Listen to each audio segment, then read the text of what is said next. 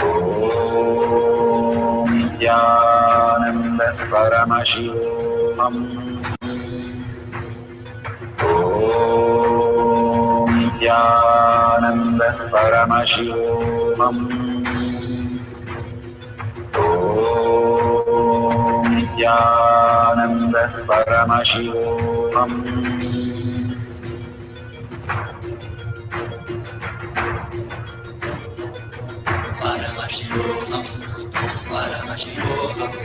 Let Paramashiva's third eye manifest in all our third eyes. Let the Amrita pour, let the Vani open up, manifest in all of us.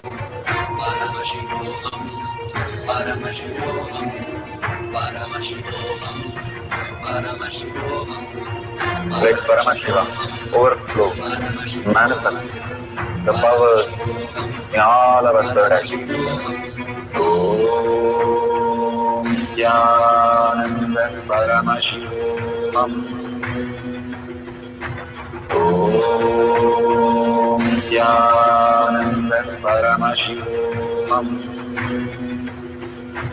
Om Nithyananda Paramashivoham.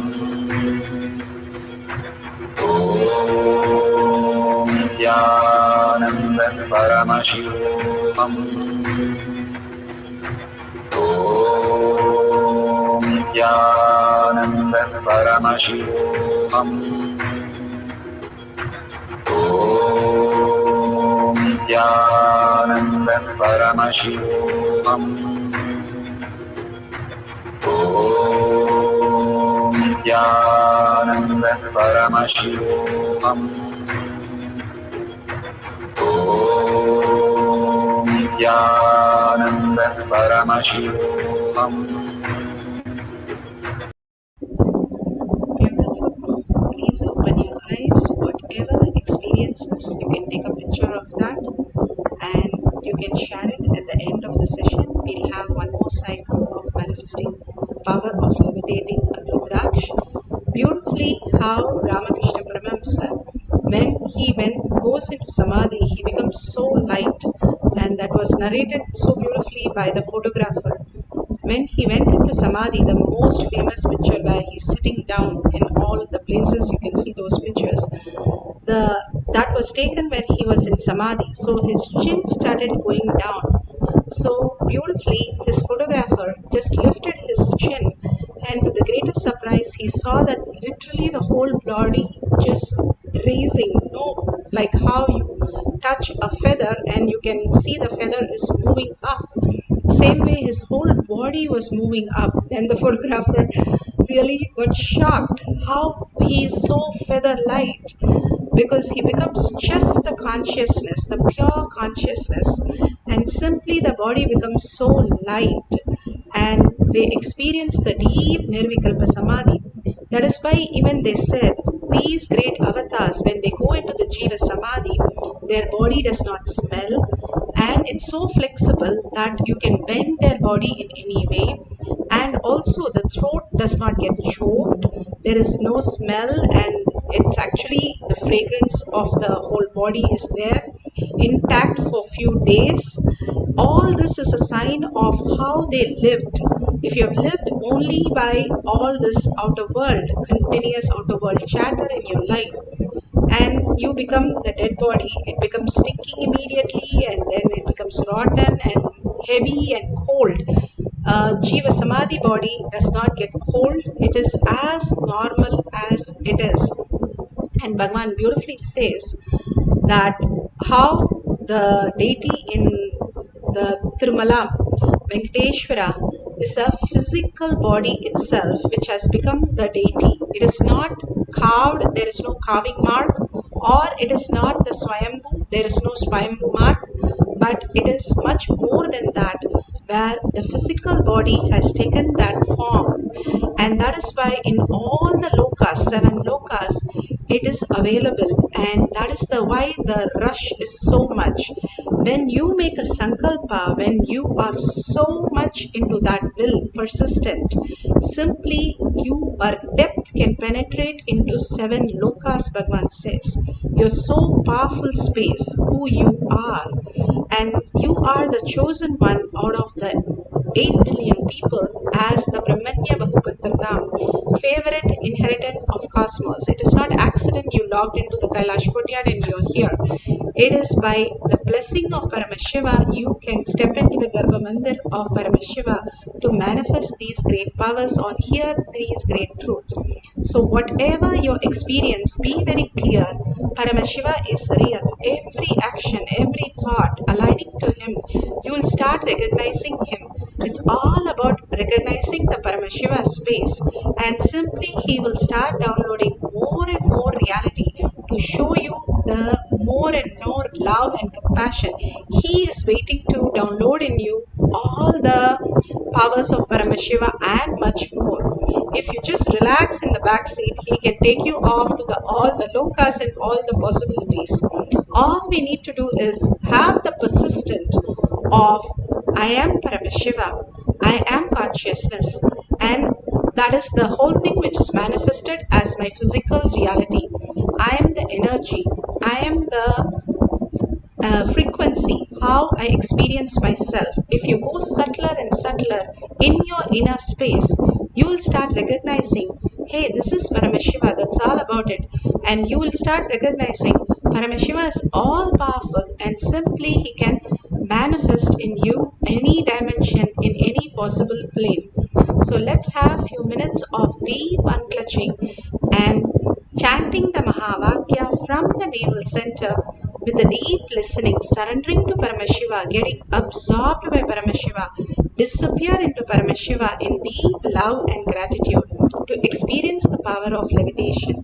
Let's start chanting the Mahavakya intensely. Om Nithyananda Paramashivoham. Om Nithyananda Paramashivoham. Om Nithyananda Paramashivoham.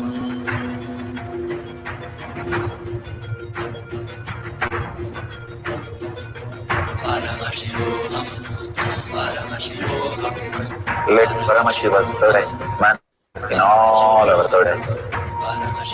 Let the Amrita pour, let the Vani open up, manifest in all of us.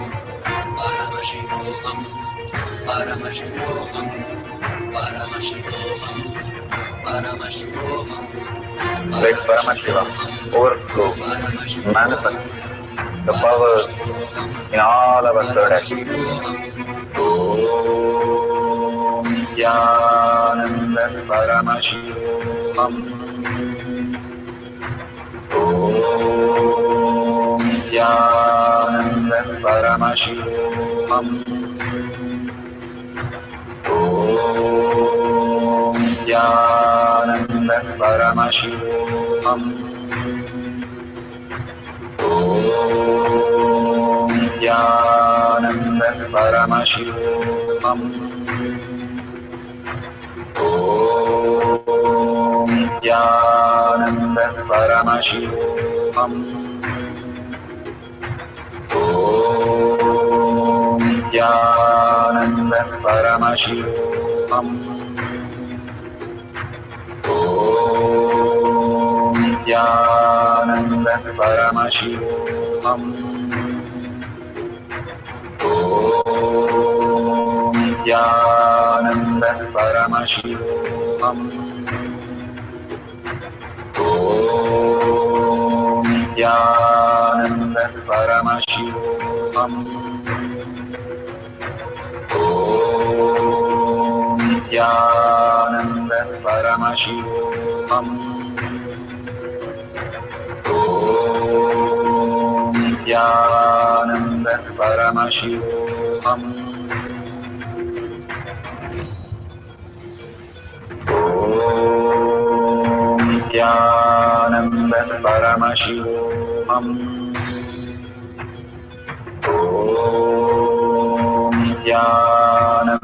Paramashivoham. Om Nithyananda Paramashivam. Om Nithyananda Paramashivam. Om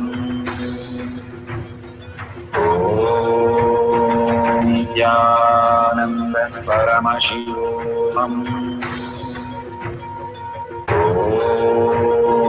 Nithyananda Paramashivoham. Om Nithyananda Paramashivoham. Om Nithyananda Paramashivoham. Om Nithyananda Paramashivoham.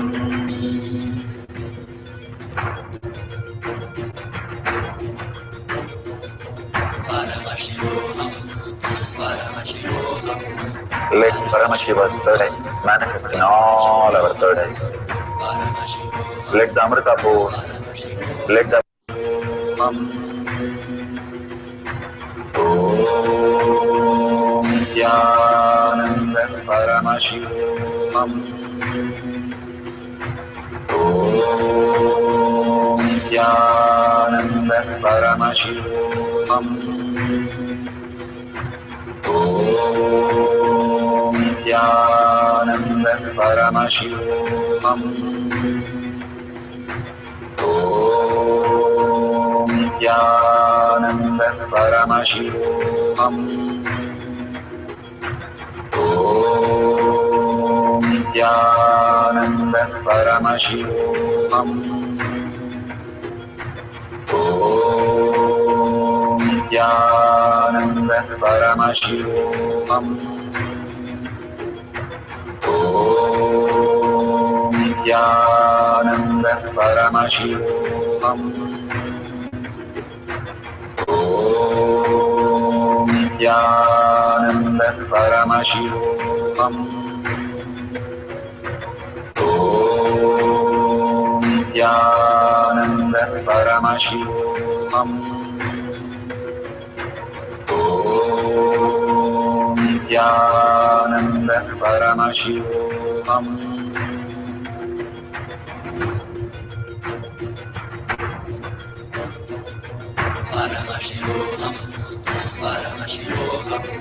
Let Paramashiva's third eye manifest in all our third eyes.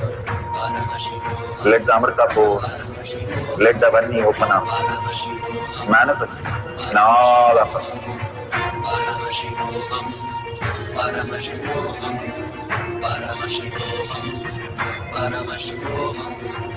Let Paramashiva overflow, manifest the powers in all our third eyes. Om Nithyananda Paramashivam.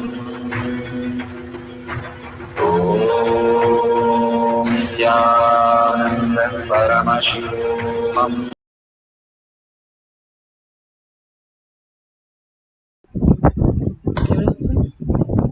Whatever you have experienced, go ahead and please go ahead and share. Take a picture of whatever now the changes that you have seen or you have just experienced. You can share that in your social media network, or you can share it in tinyurl.com/power manifestation. You can go to Kailash Kodyat Manifesting Power page and you can also see how others have shared. You can like it, view it and comment on it. All these great signs also has the enriching and causing. Why should I cause? Bhagavan beautifully says, only when you start causing, you're actually verbalizing your Paramashiva space. When you celebrate something, that becomes more and more in you as permanent. Like a child first starts walking or eating or talking, it starts celebrating like anything. Nothing, no food will go inside, but it will be celebrating so much the joy and the laugh and the so much of bubbling energy that is seen in a child, because it started walking or talking. Same way, when you are in such a joy that Paramashiva that you are experiencing, you recognized, simply your powerful cognition will become reality when you start celebrating. Share your powerful cognition, how your life has been transforming, and how each time you recognize Paramashiva, Bhagavan says, each time the powerful cognition happens in you, you are living enlightenment. The process is called living enlightenment. It is not one fine day you wake up and you have some aura in your head and you become enlightened. It is a journey. It is not some end of a result. In Vedanta, in Vedas, there is nowhere mentioned as enlightened as a end point. It is a journey. Every time you are experiencing powerful cognition, power manifestation, or the click that you experience, the molecular structure in your whole system starts shifting. And that is what Bhagavan calls as living enlightenment. And each time you're filled with powerful cognition, you are authentic to who you are and you are manifesting Paramashiva.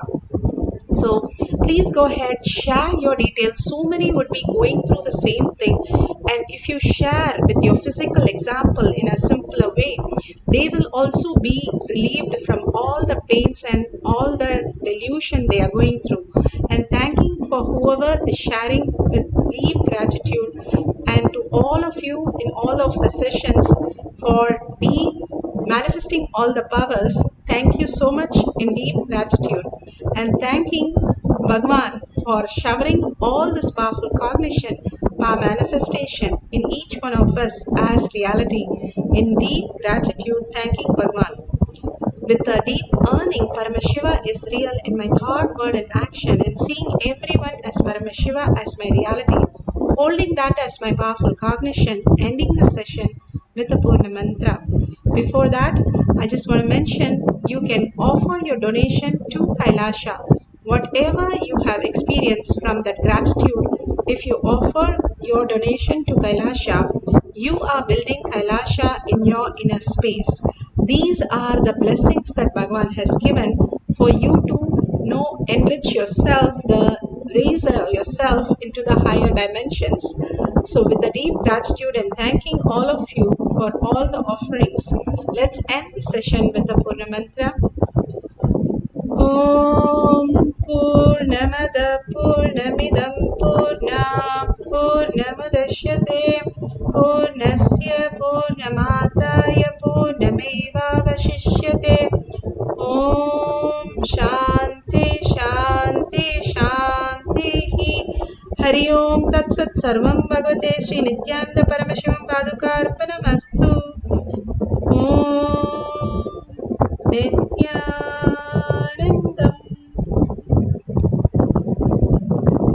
Thank you so much, and see you at 6 p.m.